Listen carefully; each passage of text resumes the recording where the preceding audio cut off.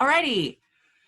So just one more time, I'm recording this class. If you do not wish to be recorded, please turn off your camera, turn off your, mute yourself, and you should be great. But other than that, you are giving consent to be recorded and to be later on posted probably to the Artemisia Kingdom YouTube page. So hello, it is Monday night and it is a crazy Monday night. I know this isn't the best of time for most people, but we're gonna go ahead and go through with 16th century women poets from Italy. There are other countries that have a tradition of women poets. England especially has some great research out there, but Italy is my love, so we're gonna go with Italy. All right, so I'm gonna share my screen and get to going. And we will start this presentation.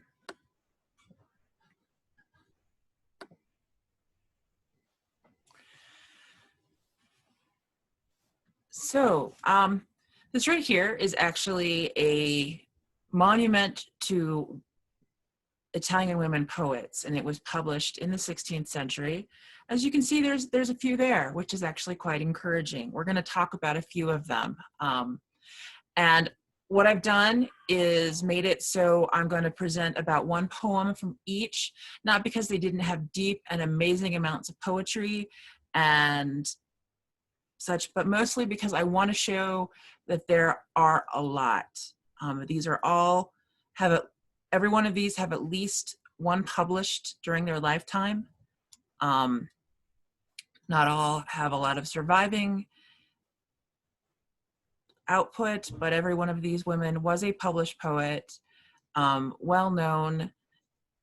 They're not just, you know, one here, one there. There was a lot of women, I mean, obviously not as many as men, but there were some women poets emerging in the 16th century in Italy.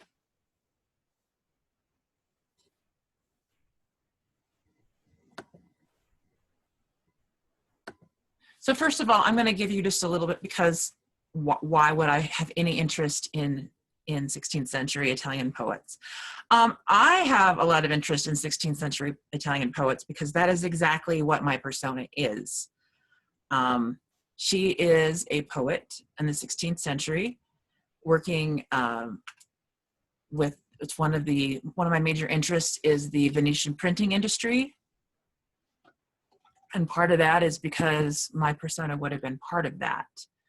My name is Praxilla Taurina, and that name comes from a 5th century lyric poet from ancient Greece named Praxilla of Sicyon.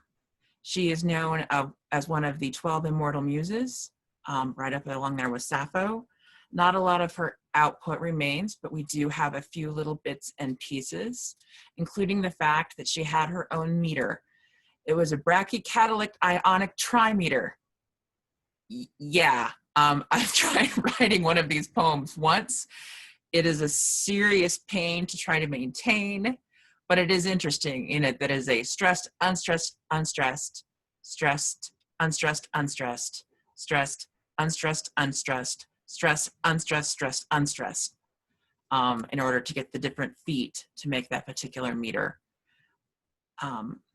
She also had her own idiom, sillier than Praxilla's Adonis, and that's because although her entire poem doesn't exist, we do have a couple of lines talking about when Adonis is asked what he missed most, he mentions the sun, the moon, and then talks about pears and other little fruits. And the thought is that conflating these high things with small, ordinary things is ridiculous and silly.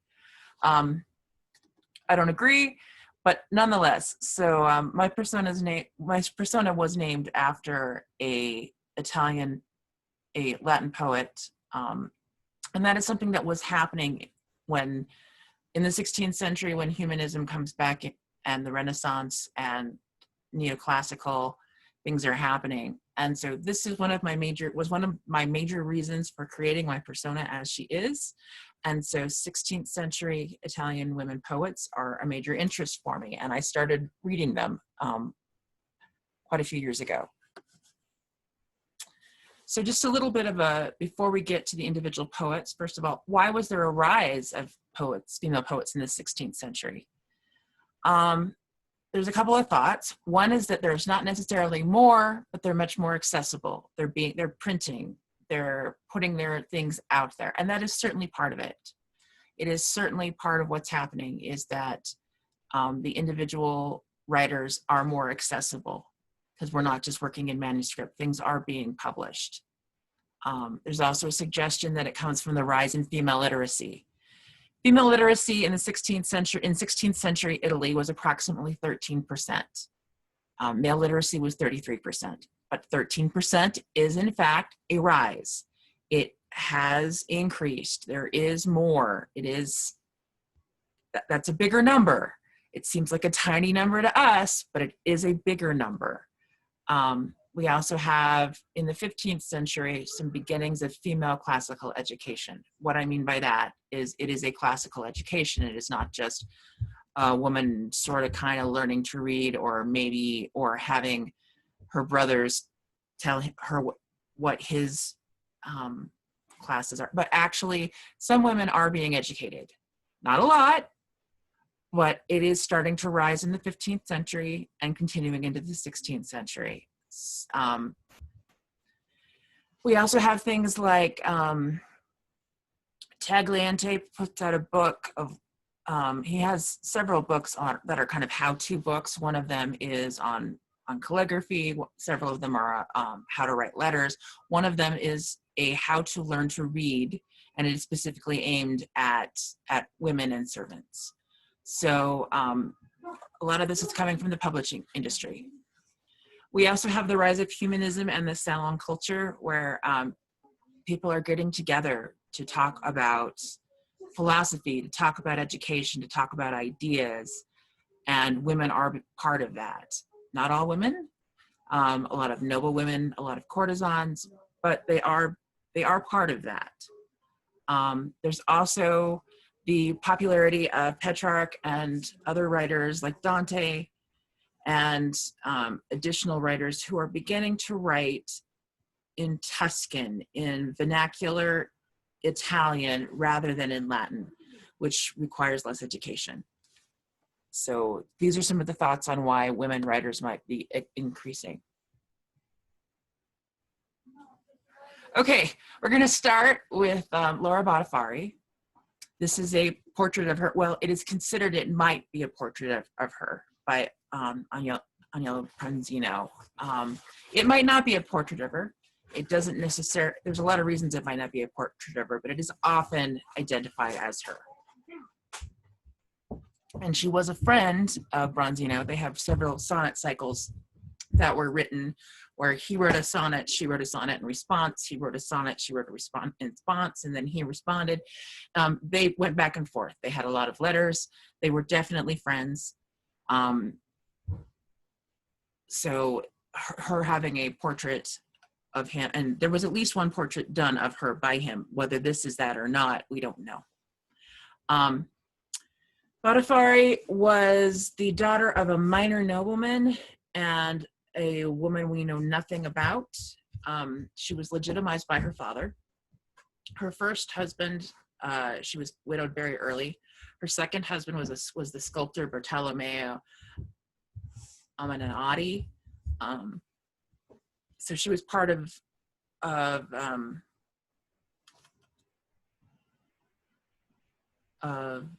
artistic culture. She was friends with Bronzino. She was not a member of the Florentine Academy, which was very prestigious, and the fact that she was not a member was a bit of a snub, especially since Bronzino was a member. But she did belong to others like the Siena Academy. And these various academies were groups of writers, groups of people being educated, part of the salon, but, you know, sort of like groups of artists that have been recognized in publishing. And my son is right over there and it's distracting the heck out of me. I got through 17 cheese cubes. Great. So here's one of her poems. Like I said, a lot of her poems are things like responses. And so what I've done when I've gone through and picked poems is I picked ones I liked, but I also picked ones that were relatively short. So these may not be the most interesting part of their publishing. They might not be, in fact, they really aren't.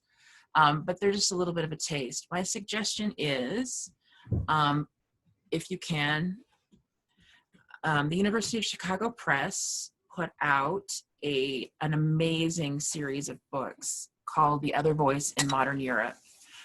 Starting back in the late 90s, it continued all the way through. Just a huge, amazing series of books where they have published in translation and made available a big selection of poems and poetry. So we have things like, this one is an example of the Gaspare Stampa. We'll talk about her in a bit. Do I have any of these other ones over here? Oh yeah, I do. Here's another one. This is not somebody we're going to talk about tonight, but it is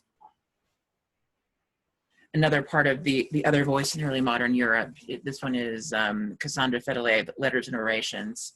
But huge selection of amazing writers with voices that aren't often heard. A lot of them are female or aimed towards female opinion. I can't recommend it enough. It's the University of Chicago Press, which is one of my favorite presses. So anyway, here is one of Batafare's poems. Enveloped in cold hope and hot fear, in dubious peace, I live in turmoil. I shun death and yet deprive myself of life, at once triumphant and defeated. Now I stop. Now I go backward. Now push forward. I go ahead. Now slowly. Now quickly. I keep going. Now, how many sheets I write, then throw them away. Now I reveal myself as I am. Now I pretend. I cry, I laugh, I blush, and I pale. Now I love myself, now I hate myself. Now I lie in the earth, now I fly through the heavens. Now that sometimes I don't want, I reject what I want. I hurt myself and I console myself. Living in such a state, I die. So that's one of hers. And as I said, there's huge amounts out there to read. These are just little bits and tastes that happen to fit into this format. Next up is Veronica Franco, who is probably one of the ones that we best know because she's made her way into popular culture with things like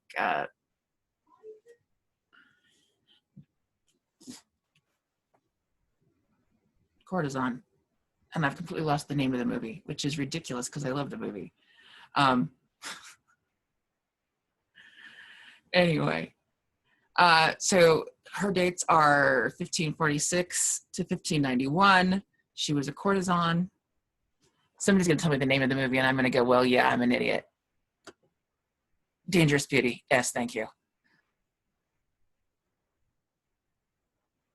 And when I say 13% literacy, when women who could read and write, probably read and write, but that's a number that we're getting as listed as literacy, and 33% in men, and I'm going with probably writing as it's the what we can measure.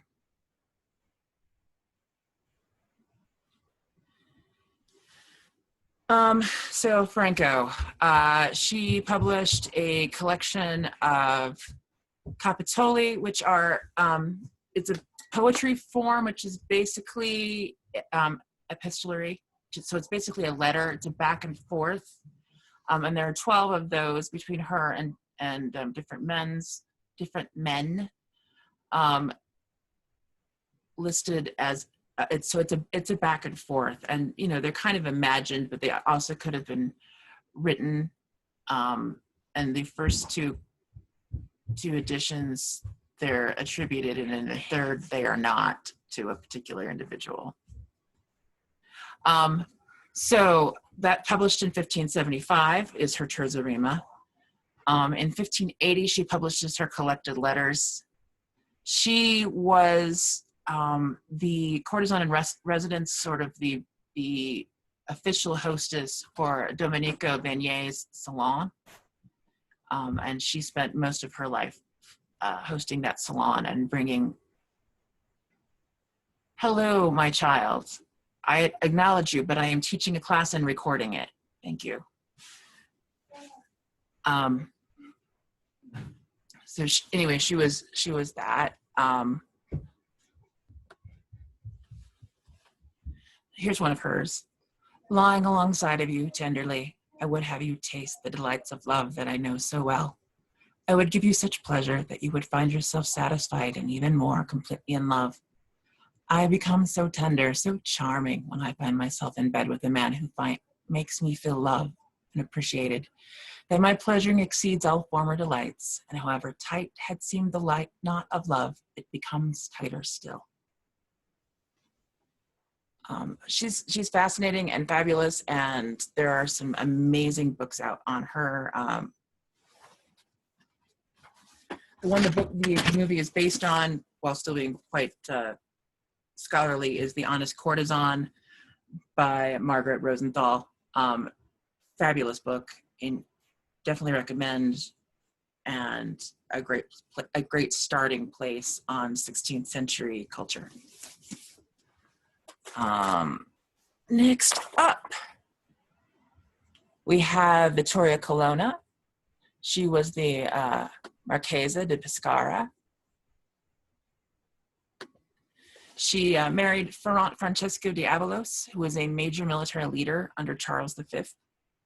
He dies in 1525. He's considerably older than she is, which is pretty standard. She lives in several convents and builds up a myth of him in her poetry. She puts out a massive correspondence. She's well known for the people she knows, including Michelangelo. She's lauded, talked about how amazing she is in the bestseller of the day, Orlando Furioso. Michelangelo writes her sonnets, sends her drawings. She is definitely a big part of culture, writing back and forth to all kinds of poets, men and men of letters, as well as politicians. The first edition of her poetry is published in 1538.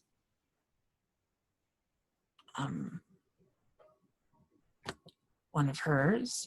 This one I find fabulous because there's a lot of love poetry, a lot of beautiful religious poetry. This one I really like. She begins to support. Well, I mean, she's talked of. She writes things back and forth. There are several of these female poets who actually write her laudatory sonnets, which is a major form of the time, and she writes back. Sometimes she doesn't write back, but she's certainly someone that people respect. But she's also part of a reformist movement, at least when it's still gentle. And this is a poem addressed to Pope Paul III after his death. He was at least mildly open to reform, but things tighten up afterwards, and this is one of her political poems. "I see your net, O Peter, so full of mud and seaweed that, overwhelmed by waves and without or within, it could break and endanger the boat, which strangely light and empty rides quickly over the choppy seas, pitching and rolling from stem to bow, from one shore to another in grave danger, skirting disaster. Your excellent successor, elected with wisdom, with his hand and his heart tries to guide it to port, but against his power is opposed the malice of others. Everyone knows that without your help, he will work in vain."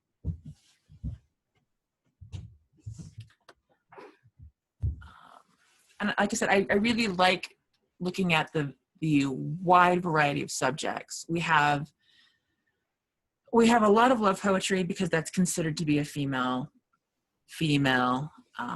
area, but it's also an area that everyone else is writing in as well. You have a lot of men writing poems as if they were, women writing to other men. You have,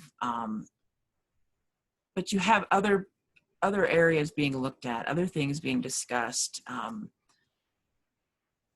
We can't really say feminism because it's really not a thing, but we do have a lot of these women who are beginning to stress the individual rather than the position that women had in society previous to this. Next up, we have Tulia de Aragona. This is a portrait of her as Salome by Muratto de Brescia. She is one of the best known courtesans. Her dates are 1505 to 1556. She was the daughter of a cardinal and a courtesan, very well educated. She's super well known for her ability to read and write in Latin and Greek and discuss philosophy, discuss Aristotle, and also really push for that as her identity as a poet.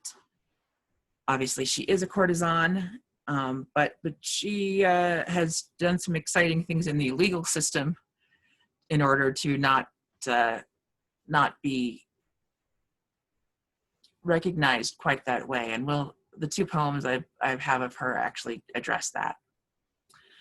She starts out in Rome, and her salon is quite large until about 1527. Then Rome is sacked and loses a huge amount of its population and wealth. She picks back up, she restarts, but she's professionally ruined in 1531 by a German name we only know as Gianni, who pursued her to the point where he got her mother involved, and who was also a courtesan. And several of her lovers decided that this other man was so disgusting they wanted nothing to do with her since she'd had something to do with him. She picks up and moves to Ferrara, where that sort of gets put down because she is such a charming and well-educated woman. She meets Girolamo Musio, who becomes one of her friends. They exchange sonnets, and there's several examples of those published. Then she moves to Venice, then to Siena, then to Florence. She meets the third love of her life, which is Girolamo Varchi, who doesn't really have anything to do with her, but she does write some beautiful work to him. Her best known, most useful piece is the dialogue on the infinity of love. She also has a piece which is the El Mestino, which is a sort of chivalric romance. It was published a little bit posthumously. It was also very well known, but it didn't have because it wasn't as philosophically interesting, it didn't have quite the long-standing effect, even though the chivalric romance certainly sold incredibly well. So we're going to talk about this next. So in Cosimo Medici put up some Sharia laws requiring courtesans to have to wear certain things. She sent his wife a letter asking Eleonora to please intercede with Cosimo and let her not have to wear this stuff. She's a poet. She doesn't need to wear it. And Cosimo wrote the letter, and as a result, Tulia wrote them both beautiful laudatory sonnets, and here they are. This is the sonnet to Eleonora. How shall I dress you, woman or goddess? For such beauty and virtue shines in you that your divine splendor is more brilliant than the brightest flame. I have the happy thought of writing about you to express my thanks and esteem. but neither pen nor human voice can reach to where my aspiring heart rises. I know that all my good fortune comes from you, like the light at dawn or that star that rises in the east before the sun. But in the end, my humble verse can never attain such nobility. Let my heart requite you rather than my words. So that's what she wrote to Eleonora. She also wrote a sonnet to Cosimo. If the ancient shepherd scattereth roses and blossoms in the temples and perfumed with incense the altars to Pan, it was to make the nymphs sweet and loving in their lovers. Oh, my lord, what kind of flowers, what lovely aromas can I offer worthy of your name and the many great gifts and favors that you constantly shower upon me? Surely there is no temple, no altar or gift of such value that might equal the value of your generosity.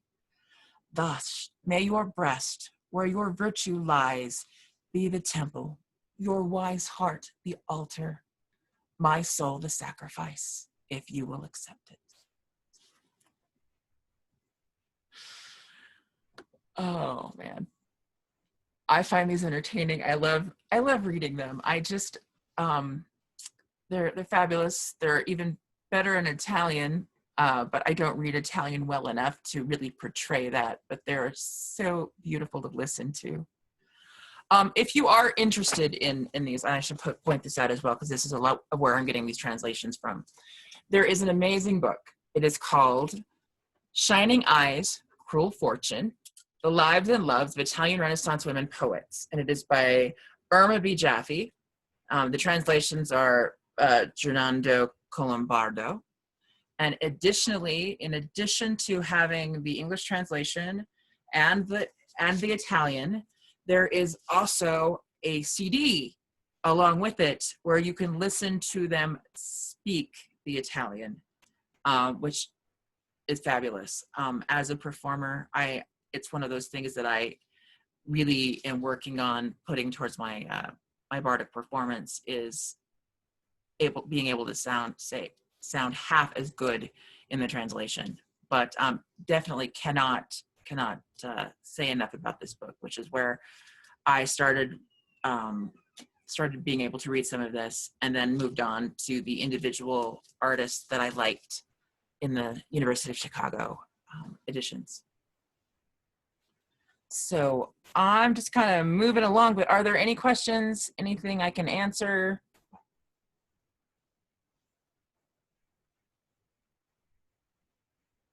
Everybody still doing okay? Awesome. Okay, so next up we have Sotto Brambate. This is a portrait of her by Giovanni Battista Moroni, who I love. Additionally, she has more than one portrait. And even more interesting is, most of us know the Gentleman in Pink, the painting, that's her husband. So that is John Girolamo Gramelli. She was another one of those amazing women who was super well known in the salons, in the discussions, supporting and acting as a patron for other writers. Not much of her output survives, unfortunately. We do know how well she was looked at, because just as a celebration, not a celebration, but in commemoration when she died, there was some amazing poetry put together and published. We have about 4 of her poems is all. We have one of her longer works and 3 of her other shorter bits. 2 of them are laudatory sonnets to individuals, much like the ones I just read from Tulia. She wrote in Latin and French and Spanish and Italian, very well educated. And I have a thing for impreza. She has an amazing impreza where it's a 4-walled garden with the apples of Hesperides, guarded by a dragon, and so the apples of honor and music and and her impreza, her motto basically translates to "I would guard them better than this dragon." So fabulous individual. Unfortunately, like I said, not a lot that survives, but here's one of her pieces. Sublime thought always unburdens my heart of other thought. Like the brilliant sun lightens clouds, shows me the true path to heaven. This alone rules my breast and creates desire, forms rose and violet words as changing as April under the majestic sun. Now, if heaven and nature wish that the sun be within me, who is powerful enough to take it away? How much cruel fortune might oppose this, she can never challenge the mindful care of heaven.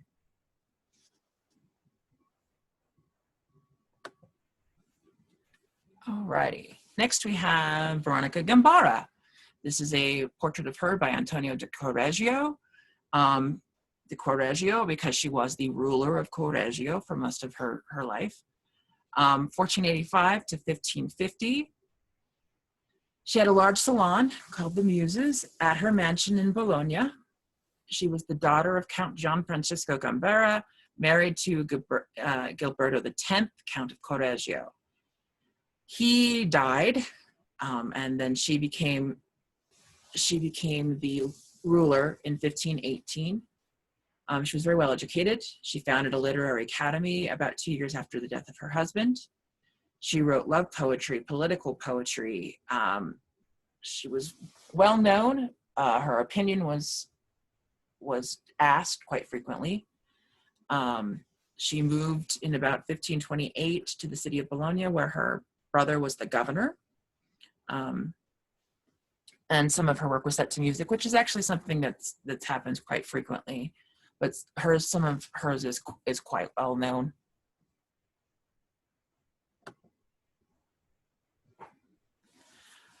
This is sort of a depressing piece, but I love it. I love it especially because we can see the form. Now that hope, which once made me ardent, is gone, it hurts me less because I understand nothing endures. Gone now is hope. The illusion once kept me on fire with hope. Now taking my misfortune as a joke, it has left me weeping and loving and yearning with fierce, unending passion. Stronger than ever, it leads me straight and inevitably to death. Gone now is hope. I did hope, and this hope nursed me with lovely warmth. Now no more hope have I, and my soul wishes, craves, only to cry, and prays for death to stop its pain, for my heart, once its happy dwelling, has lost all hope. Gone now is hope. When he was my guide, whatever troubles I had seemed trivial. Without him, I am lost and dead. Every trifle seems unbearable. From that time to this, I have his little happiness and great anguish. For having attended to him, this reward alone keeps me going. Gone now is hope. My fond, sweet hope has fled from me, alas. And leaving me has taken away my ardent heart, my tired life, so that frightened and deprived of all hope, not living, yet I live entirely without hope. Gone now is hope. And again, like I said, I put it in so we can see a variety of the different types of forms. Sonnets are obviously incredibly popular, but there are a huge number of other forms, and I really plan to put together a class on Italian, 16th century Italian poetic forms. That'll be another class, but anyway. All right, so next up, because we just talked about a woman who is a ruler, let's talk about someone who's not. This is Chiara Matrani. She was affluent but not noble. Comes from a family that was actually, they sort of took a downer where they had been supporting revolutionaries, and she chose to keep their name rather than change it to her married name in order to continue to be associated with that, which is an interesting choice, but she was a very interesting woman. Her dates are 1515 to 1604. She lived a very long life. She had the idea that she really wanted to be acknowledged as beyond her gender or class. This portrait down here is a portrait called, well, it's not a portrait. It is a painting she had,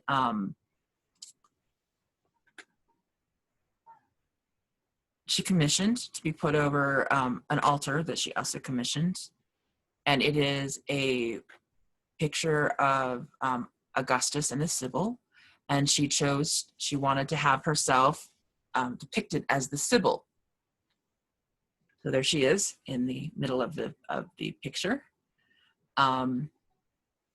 She did cultivate a reputation for prophecy. And so that's part of the reason she wants herself as the Sibyl, but also because the Sibyl is a very powerful woman. And Chiara wanted to be known as that. She wanted to transcend herself. Her stuff is she wanted an authoritative voice. She really pushed for that. She wrote love poetry, published patterned after Petrarch, but she also wrote war poetry, religious works, Latin translations, commentaries, a lot of forms that weren't normally used by women because she wanted to be taken as something more than that.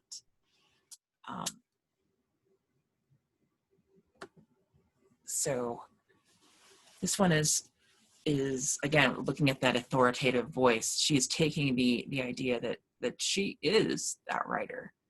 Sweet smelling laurel, which heaven imbues with such rare and lovely attributes that your green and honor giving leaves need never fear summer's heat or winter's cold. If the great Lord of Delos and the opulent river banks where the clear river bathes your roots be forever adorned with your branches that cover you with verdant hue, then bow your lofty crown to me, that I may scent your leaves and with happy thoughts rise to heaven. Let your undying verdancy flow into me so that, singing sweetly in my verse, I may change myself into a swan.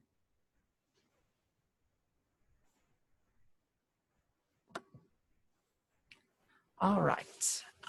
Next up, we have Gaspare Stampa. Incredibly influential in her time. Again, a woman who's writing and being a big part of the salon culture. She's also not noble. 1523 to 1554, so she didn't live nearly as long. Her father was a jeweler who died early, but he did want his daughter educated. It was important. Her mother moved the family to Venice when her father died, when Gaspare was 8. And their home became a center of literature and a literary salon. Both Gaspare and her sister Cassandra were incredible musicians. You hear that talked about over and over and over and over and over and over and over again. They were trained, beautiful singing voices, beautiful playing. She joined the Academy di Voce under the name Anaxala. At least 311 poems were written. Only about 3 were published in her lifetime, but they were certainly passed around, certainly part of the culture. The 311 poems were published as the Rime di Madonna Gasparina Stampi, published by her sister, edited by her sister. And this is the engraving and the title page of that particular book. This is her most well-known sonnet. For the sake of love, I live in flames like some kind of salamander or other strange creature that lives and breathes in fire. My delight, my desire is to live ablaze, yet not feel the pain, not caring whether he who set me afire pities me or not. Hardly had my first love died when love's torch again began to burn in me, more intense than ever. and I do not regret my ardent passion, as long as he who has taken my heart from me is happy and content with my love. Alrighty. Moving on to Tarquinia Molza, who is, again, all these women are so fabulous. They're so incredibly interesting. Tarquinia is the only woman to ever be granted honorary Roman citizenship. And down there in the white, we have what the thing brought before the Senate was. Although the Senate has never accepted women in the ranks of citizenship, it is resolved that Tarquinia Molza Almudena of Modena be numbered in the ranks of the most noble citizens, with the title La Unica, never before bestowed on anyone in recognition of her singular virtues and merits.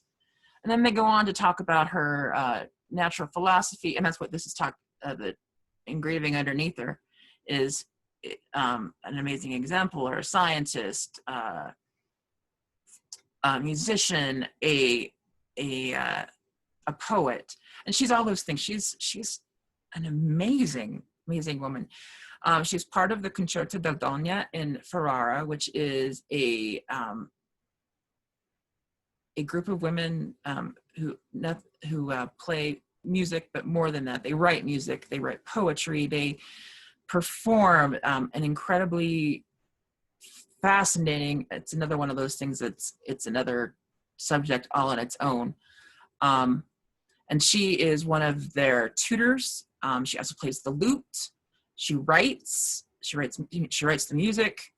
She writes some of the settings. She conducts. Like I said, she's also a natural philosopher. She's well known for her views on Aristotle, and learned in Greek, in Latin, in Hebrew, and philosophy. Her father was incredibly, my hair does silly things. Her father was incredibly, it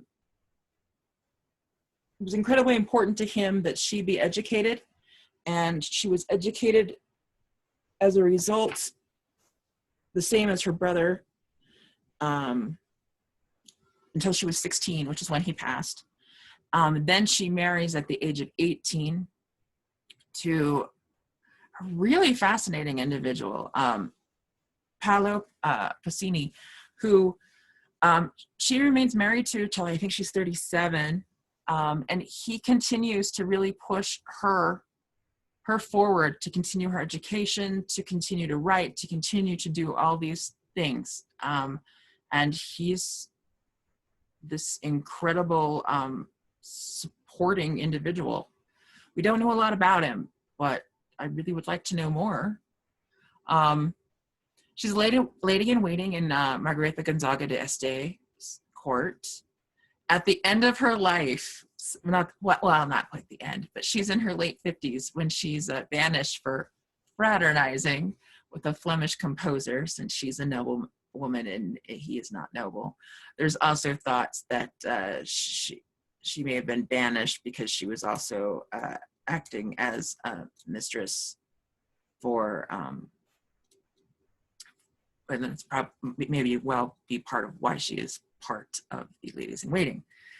Lots of interesting stuff, but this fascinating individual, there's some discussion on her portraits. There's not a lot of portraits, and some of the people that when they're trying to do a portrait of her have explained that it's really difficult because she has this factor that they really can't come together, that she's not really feminine and not really masculine, and she's just herself. The poem I picked for her, because we don't see it much else, is one of her poems. It's probable. It's not probable. She was bisexual. And there are at least 4 of her poems written as love poems to women. And I picked one of those since I'm looking at different forms. Were there tears on your rosy cheeks, my lady, the day I saw you, like pearls shining on rubies, and I sobbed with the passion you aroused and the feelings you inspired? When between tears a laugh broke out, we, as the saying goes, felt water and fire at the same time. But we immersed ourselves in fire and burned ourselves in water, for the lover is tossed between flames and waves, nor can mortal power defend itself when fired rounds and water sets aflame. But she had an amazing output of really interesting stuff. Just one of the most fascinating people ever. And I haven't found a good biography on her, but I want to find one because she's just amazingly interesting. Next up we have, and I know we're running low on time. Sorry, I could talk about this forever and you guys are stuck with it. Moderato Fonte, which is the pen name for Modesta de Pozzo, 1555 to 1592. Her parents died of plague when she was a year old. She was considered a child prodigy. She would have discussions and talk to people, also very much a musician. We see that a lot in these women. Musical ability is a huge part of the poetry. In some cases because it's set to music, in some cases because these women are performing them and it's part of the salon culture. Lots of reasons. But she was raised by her grandmother, but mostly in convents. She really didn't come back to family home until she was a little bit older. Not a lot of education other than in the convent, but she did convince her brother to teach her whatever he'd been taught. In 1581, we hear her first published thing where she wrote and performed a musical play, and it was performed as part of court entertainment. She also has 2 large religious poems. Her husband eulogized her as a very well-educated woman, which is great eulogy. Her most popular work that really has what people remember her for was published posthumously, but she did have stuff published while she was alive as well. And it is called The Worth of Women, wherein is clearly revealed the nobility and their superiority to men. It's actually 2 of her pieces put together, but she was had a lot of interesting philosophy and rhetoric. So not a lot of love poetry. She's writing philosophy and rhetoric in poetic form. The piece I picked is a little bit longer, but it's a section of a longer piece. It is from Canto 4 of the Tridici Canti di Floridoro, which was published before her death. And it is the story of Risamante, one of the twin daughters of the King of Armenia, and her quest. Risamante is basically spirited away as a child so that her twin sister can be raised to be the queen. And Risamante goes around and tries to acquire support and education in order to take her place as the secondary queen to her, as the equal queen to her sister. So this is, again, rhetoric in a poetic form. Women of every age have been endowed by nature with great judgment and spirit, nor are they less apt in revealing with attentive study the same wisdom and courage which men are born, and since our bodies are made of the same substance, we eat the same food, speak the same way, what difference can there be in courage and intelligence? It has always been seen, and there was always some woman of the desire, that more than one of them has been successful in warfare and taken away the rewards and the applause from many men. And thus in literature and in every undertaking common to men, women have succeeded and do so now. So men have no right to be envious. And even though there are not many in the ranks of the worthy and famous, this is because they have not aspired to acts of heroism and virtue. Gold that is hidden in the mine is no less gold because it is buried. And when it is taken out of the ground and used to fashion something, it is as precious as any gold. If a father set his daughter at birth some task equal to that of his son, whether he put her to learn something on the liberal arts or in a military squadron with her brother, she would not be inferior to him in carrying out whatever task may be, but she is raised to do other things, and it is not deemed worth of education. So these are the sort of ideas that are coming out of her. Next up is another woman of ideas, Laura Teresina. This is a portrait well, it's a picture by Grazia de Pistoia of St. Michael slaying the dragon. It is thought that the face of the dragon is Laura Teresina. She was incredibly prolific, a career poet. She wrote more than pretty much than anyone else here. 1519 to 1544, 8 volumes published in her lifetime, plus an additional after, quite a bit unpublished. We have over 200 of those poems that survive in the University of Florence in a folio. Her major theme is the injustice to women. She was part of the Accademia Incognita in Naples with the pseudonym of Febia. And here is the picture, here's the poem I selected, and this is the one I put up earlier this evening. I see the world askew, I see it senseless, I see every virtue abandoned, and the arts held in disrespect. My talent might just as well be buried. I see that hate and envy having taken hold of friends, and I see that faithlessly goodness has been betrayed to evil, and heaven is intent upon our destruction. No one stands up firmly for the common good. All speak out for themselves, while every heart is filled with trivia. I see this, and seeing it, I even hate myself. So that disgusted, I would like to see either myself or the whole world blind. Like I said, she has a huge amount of output. That's just a little sampling. And I'm running out of time, which is convenient because this is our last slide here. Again, these are some of the amazing things out there. There's just boatloads to read. Women, like I said, I tried to put a little sampling of a lot of women to point out that there were, these are not one or two